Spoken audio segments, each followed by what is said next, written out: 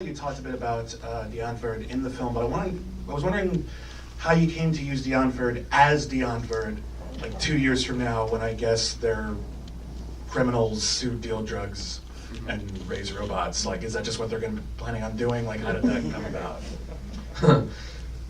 Well, that is how it was conceived. Yeah, how it was conceived was that it was a few years after their music career had died off, and that's why there's little things that you notice in the film, like Ninja's always wearing his own face on his T-shirt because that was like merch that they didn't sell. Yeah. So they have like all of this unsold merchandise in the layer that they live in.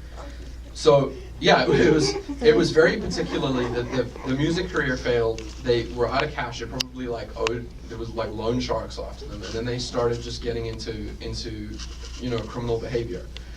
It was that clear. The thing that happened because of that choice was that it made me want to blur the lines between reality and fiction as much as I could, because I love the idea of people being themselves in films. It's probably where the Australian thing with Hugh came from as well. Just let him use his real accent and his choice of clothing and hair.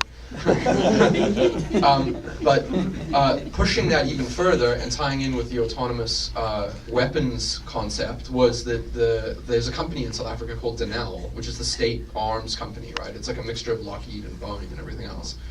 And we tried for 6 months with LA and South African lawyers to figure out if I could actually have Denel in the movie as Denel, not Tetraball.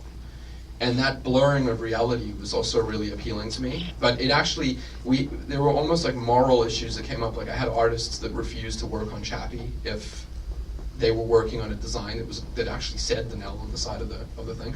But anyway, it's the blurring of fiction and reality that was appealing. And I did not want them to be there in the movie and not be themselves. Thank you.